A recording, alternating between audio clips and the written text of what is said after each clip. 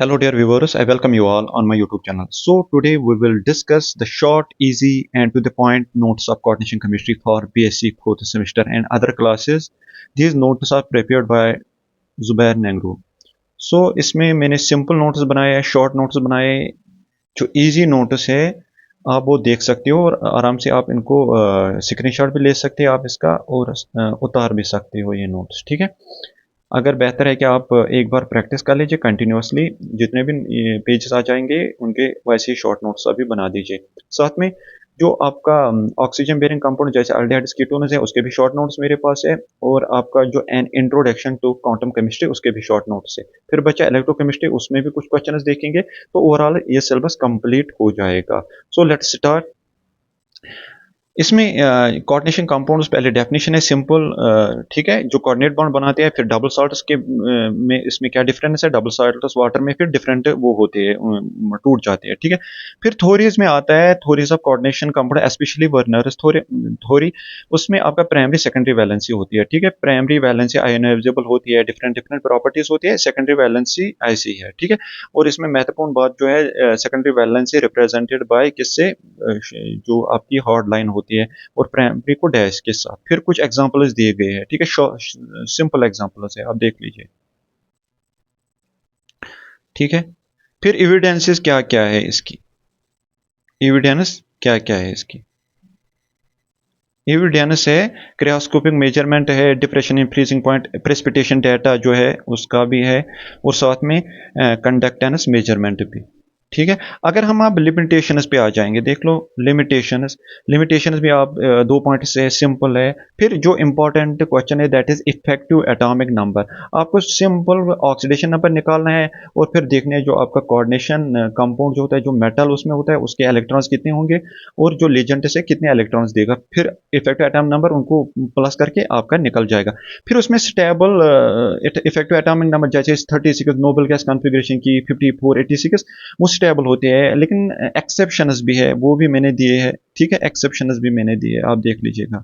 ठीक है, ये फिर उसके बाद है stability of coordination compounds, thermodynamic and kinetic stability. Thermodynamic stability जो होती है ये इक्विलिब्रियम पे डिपेंड करता है। More forward equilibrium more is the stability. है, आप देख लीजिएगा यहाँ ज़्यादा है। फिर उसके बाद है काइनेटिक स्टेबिलिटी। ये डिपेंड करता है कि सब्स्टिट्यूशन रिएक्शन हो जाएगी या अंडर को एक्सचेंज रिएक्शन, जो मेटल हमारा कॉम्प्लेक्स होता है उस पे ये निर्भर है। फिर उसके बाद है factors affecting the stability of complex. It depends upon nature. Certain metal, जो सेंटर मेटल है उसका चार्ज जितना ज़्यादा हो उतना ज़्यादा स्टेबल हो, जितना उसका साइज छोटा हो उतना ज़्यादा स्टेबल हो। लेजेंट का भी जो साइज छोटा हो, क्योंकि वो कम हमारे मेटल के साथ शॉर्ट बॉन्ड बनाएंगे। बेसिक करंट है, जितना ज़्यादा बेसिक करंट है उतना इजीली वो इलेक्ट्रॉन्स देंगे। सिटेरिक हिंड्रेंस, अगर ज्यादा सिट्रिक हिंड्रेंस है तो वो अच्छा कॉम्प्लेक्स नहीं बन जाएगा। फिर उसके बाद आइसोमेरिज्म जो है, compounds having same molecular formula but different structures having different properties. उसमें आपके स्ट्रक्चरल भी डिफरेंट टाइप्स, लेकिन वो नहीं करने आपको। आपको सिटेरो आइसोमेरिज्म देखना है, उसमें ज्योमेट्रिकल एंड ऑप्टिकल है। ज्योमेट्रिकल में डिफरेंट टाइप्स है, जैसे Ma2B2, इसमें डिफरेंट एग्जांपल्स है। ठीक है, ये करना है आपको ऐसे।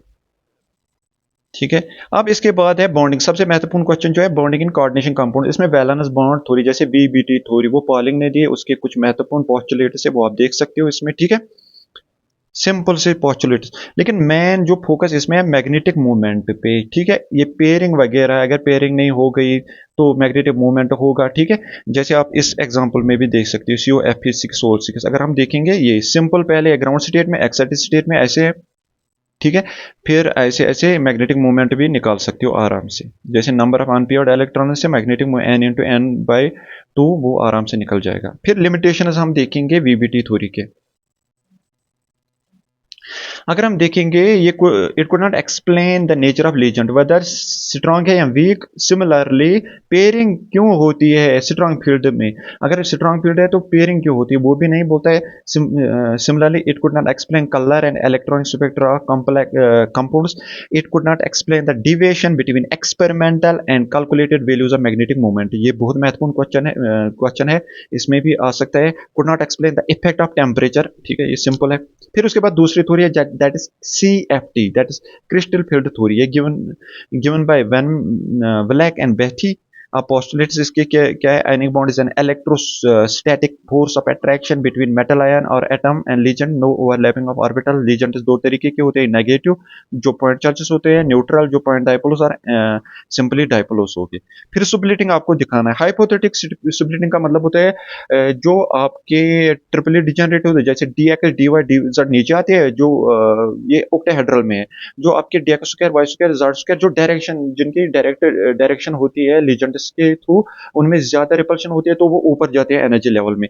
फिर उसमें बेरी सेंटर होता है जो बीच वाला वो होता है, और उसके ऊपर होता है plus 0.6 del zero or six d q, और नीचे जो होता है that is minus 0.4 d zero 4 d q, minus लिखना है यहाँ, ठीक है। फिर फैक्टर्स किस पे ये निर्भर है? Depends on metal ion higher the oxidation, जितना ज्यादा ऑक्सीडेशन स्टेट हो उतना ज्यादा स्टेबल होगा। प्रिंसिपल क्वांटम नंबर पे भी है, 3D से 4D अगर जाएंगे तो बढ़ जाता है। नंबर ऑफ डी ऑर्बिटल जितने, सॉरी इलेक्ट्रॉन जितने ज्यादा नंबर ऑफ डी इलेक्ट्रॉन्स होते हैं उतना कम हो जाएगा। इलेक्ट्रॉन डिस्ट्रीब्यूशन अगर हम देखेंगे, सिंपल सा डिस्ट्रीब्यूशन, अगर ये हम इलेक्ट्रॉन देखेंगे D8 D9 D10 D1 D2 D3, इसमें कोई लो स्पिन हाई स्पिन ही नहीं है। अगर आप देखेंगे D1 में तो नीचे ही जाएगा, D2 में नीचे ही जाएगा, D3 नीचे में ही जाएगा, 4 5 तो हो जाएगा, फिर वो हाई स्पिन बन जाएगा। लेकिन 5 6 7 8 अगर हम 8 पे देखेंगे ना, वही आ जाएगा नीचे, क्योंकि उसमें और ऑप्शन ही नहीं है कि वो ऊपर जाएगा, ठीक है। तो इसलिए इनको बोलते हैं low spin, no low spin और हाई स्पिन। फिर ऐसी एग्जांपल है D6 की, D4 की, ठीक, साथ में मैंने मैग्नेटिक मोमेंटम नहीं, यहाँ नहीं, CFSC निकाला है, पेयरिंग वगैरह भी। अगर पेयरिंग की गई हो, हाई स्ट्रॉन्ग लीजेंट है तो पेयरिंग करेंगे, पेयरिंग एनर्जी भी दी गई हो वहाँ एग्जांपल में, ठीक है, वो वहाँ ये आपको खुद देंगे, इधर डेल जीरो और CFSC।